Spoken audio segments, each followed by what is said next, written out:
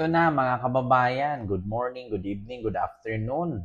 No? So ngayon po mga kababayan, meron na naman tayong magandang balita para sa mga galit kay Sara at meron na po tayong masamang balita para sa mga supporter ni Sara.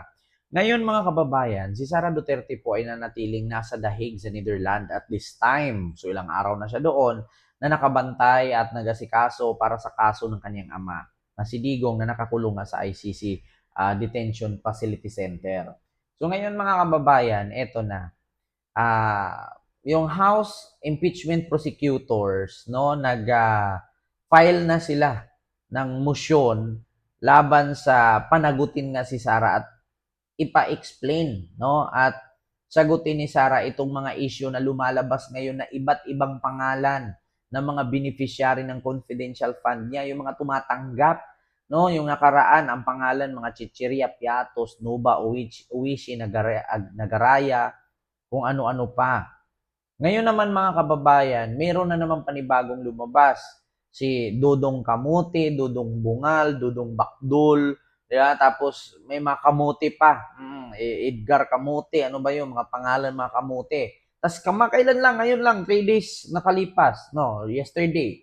Meron na naman panibagong lumabas under the investigation of Congress na ang pangalan mga mababaho na pangalan, yung Jugs di Asim, kaya merong Juga Asim, mga ganun, yung mga pangalan na walang birth certificate, walang marriage contract, walang date certificate, hindi rehistrado sa National Statistic Authority or PSA, no? Or basta, NSO, mga kababayan. So ito, dahil diyan sa napakadami na mga anomalya diyan sa confidential fund ni Sara, nag-file ngayon ng motion at isusumon na nga itong si Sara. No? So, isusumo na si Sara, ipapasumo na para umpisahan na ang impeachment. No? Para ano kasi, actually mga kababayan, itong Congress, hindi naman to natutulog eh. Diba? Alam niyo kung bakit kahit ako, dito sa ating live, sa ating YouTube channel, nagre-react din ako. Ngayon, yung patungkol sa impeachment ni Sara, ang sabi ni Chis Escudero ng Senado, sa June daw umpisahan. Kasi nga naka-resist na daw, no? Wala nang time yung mga senador pagdating sa mga ganyang investigasyon, sa ganyang proceedings. So nagulat ang sambayan ng Pilipino kung bakit meron pa palang time, nagawa pa ngang imbestigahan ni Amy Marcos, itong pagka-aresto ni Digong sa ICC kung warrantless ba or may warrant or legal ba ang pag-aresto kay Digong o illegal. So bakit nung pagdating kay Amy, pumapayag si Chis Escudero na imbestigahan itong pagka-aresto ni Duterte ng ICC. Samantalang yung nakabinbin na impeachment proceeding ni Sara ay sa June pa. So ito, umalma itong mga congressman or House prosecutor, no? House impeachment prosecutor, umalma sila na, bakit nung pagdating sa impeachment ni Sara walang time? Pero bakit nung pagdating sa investigasyon sa pag-aresto ni Digong, may time sila at pinagbigyan si Amy. So ito po, pakinggan ninyo mga kababayan, yung patungkol sa ipapasumon nga si Sara. So ito po. Ito po sila. Nagpa-file na sila. So House Prosecutor asked Senate to issue right of summon versus Sara in impeachment trial. So ayan po. So kita niyo naman po mga kababayan. So sa mga hindi po nakakaalam, ayan po sila, no, mga House Prosecutor yan laban sa impeachment ni Sara. Ito yung mga hahawak, no, yung mga kongresista na pumirma at mga nangangasiwa para sa impeachment ni Sara kasi para mapadali at proseso na yan sa Senado, hindi yung nakabinbin.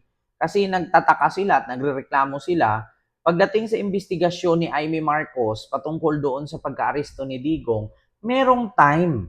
Pero nung pagdating sa impeachment ni Sara, sabi, nakaresist na daw itong mga senador, busy na daw sa pangangampanya kasi eleksyon. Bakit nung kay Amy Marcos walang busy-busy at nandoon sila?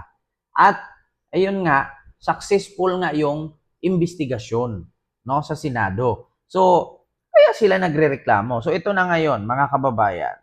Pakinggan natin nag-hold ito, House Impeachment Prosecutor hold press conference after filing right of summons versus BP Sara. Ito na mga kababayan, pakinggan natin. The Honorable Libanan to be empowered to sign any of these documents in relation to impeachment. So, although it is not yet formal, in effect, ito po yung tinatawag natin na lead prosecutor. So, to give further information on the filing today, we defer po to the lead prosecutor. Salamat, Congressman Rhodes Gutierrez, sa inyo pong lahat. Magandang hapon. Sa sinabi po, tungkol sa sinabi ni Congressman Rhodes Gutierrez kanina. So ito siya, si Honorable Marcelino Libanan ng 4-piece party list, no? So 4-piece party list, isa ito sa mga kasama ni Senador Laila de Lima na isa din sa maghahawak doon sa impeachment ni Sara or prosecutor na nag-file para isumon si Sara. Ito. We filed a motion for entry with motion to issue summons sa Senado. Ito po ay tungkol sa pag-file ng House ng impeachment noong February 5 laban sa ating Vice President Sara Duterte. At pinirmahan po namin ito noong March 14 na entry with the motion to issue summons. Pero hindi namin kaagad i-file dahil ang tingin po namin ay break nila. Sinasabi nila baka hindi sila makapagtrabaho dahil break. Pakinggan ninyo ha. Hindi agad-agad final ng House prosecutor or Congress prosecutor laban sa impeachment ni Sara kasi nga ang sabi ng Senado naka-recess daw. So wala ng time, wala ng panahon.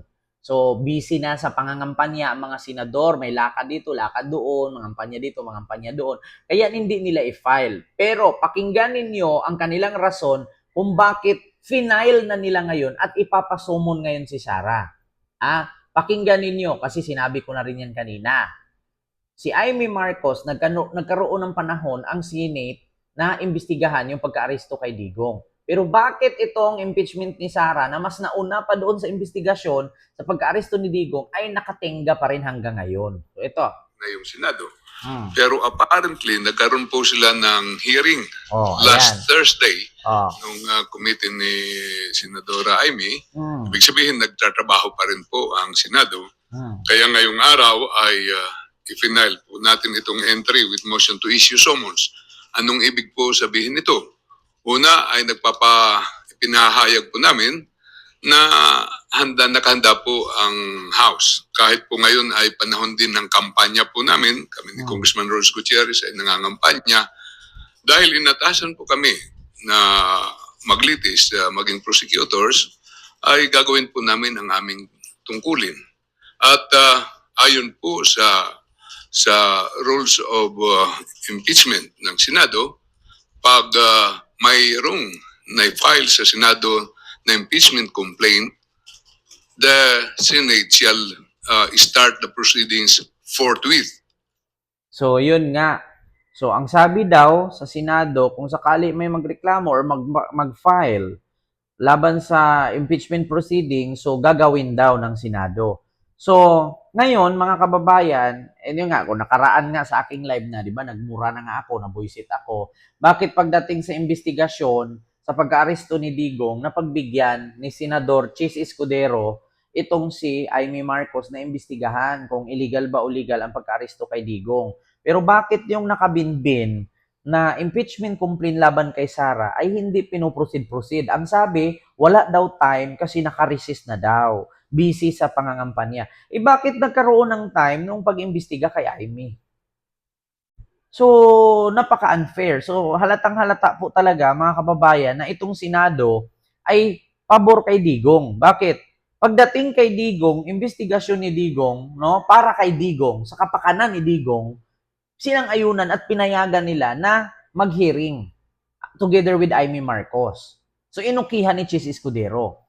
Ngayon, pero yung impeachment na nakabinbin, hindi pinuproceed kasi wala na daw. Kaya nga si Coco Pimentel, 'di ba, nagsabi si Senador Coco Pimentel na dapat pinaalam ni Chis Escudero sa mga senador na may ganyan pala, hindi yung diretso na lang close at sabihin naka-resist na. Hindi naman daw kasi kinoconsult ni Chis Escudero, hindi siya nagpa-special meeting sa lahat ng senador kung i-proceed ba to or ganito ba to, ano ang reaksyon ng ibang senador. Oo, so ngayon, nagpa-file ang House Prosecutor or Congress Prosecutor na ituloy at umpisahan na ang impeachment ni Sara at isusumo na nga si Sara. Oo, para matuloy-tuloy na ang impeachment na to. Nako, delikado ito mga kababayan. Mapadaling impeachment ito, makauwi si Sara de Oras nito. Simulan kaagad. Anong ibig sabihin ng forthwith? Oo. Without delay. Right away. Right away. Without delay. Oh. Yun po ang ibig sabihin po ng forthwith. So, kahit ano po ang ginagawa natin, dahil napakahalaga po ito, ay kailangan gumulong kaagad ang impeachment. At dahil po dito ay nag-motion kami na isyuhan ng summons ang ating Vice President para sagutin na po niya at kung maaari, kung kaya nila, naipakita naman nila na kaya nila, nung mag-hearing sila sa Senado, magtrabaho po kami. Dahil noong March... Tama lang naman. Kasi bakit nung sa investigasyon sa pagka-aresto ni Duterte sa pinangunahan ni Amy, nagtrabaho sila. So ngayon, kung payagan ng Senado na ituloy ang impeachment ni Sara, magtatrabaho din naman daw itong mga kongresista. Alam niyo sa totoo lang, no? Saludo ako dito sa mga kongresista na to. Bakit? Araw ng pangangampanya ito. So kung nagawa man daw na bigyan ng panahon yung pag-imbestiga sa pag-aresto kay Digong together with Amy Marcos, so sila, handa nilang isalalay ang kanilang pangangampanya, unahin nila itong impeachment kasi napakahalaga. Actually, mahalaga po talaga ang impeachment mga kababayan. Bakit? Pera kasi ng taong bayan yan. Kung tutuusin nga, walang kwenta yung investigasyon sa pagkahuli ni Digong. Bakit? Kung nalaman ba yun na illegal ang pagkahuli ni Digong at walang tamang proseso yon, hindi dinaan sa due process, yayaman ba ang Pilipinas? Malalaman ba namin kung saan napunta ang tax namin? Hindi. Kasi buhay ni Digong yun, sarili na niya yun. Si Digong wala na sa power ngayon. Si Digong ay isang matandang mukluban na nag-aantay na lang na mamatay. Di ba? So walang kwenta yun. Yung investigasyon ni Amy, walang kwenta yun. Mas makikwenta itong impeachment ni Sara kasi pera ng taong bayan to. Tax to natin. Di ba? Yung kay Digong, hiring-hiring sa pagka-aresto ni Digong, walang kwenta si Digong. Mamamatay na din naman yan. Bakit yung bigyan pa ng halaga yan? Oo, kriminal naman yan, mamamatay tao. Huwag nyo nabigyan ng halaga yan. Dapat nga dyan, pinakain na ng Sunrox yan, pinainom na yan para dumiretso na. Oo, so yun lang ha mga kababayan, abang-abangan natin. Ako, 10 days palugit lang to. Pag hindi sumipot si Sara, alam nyo na.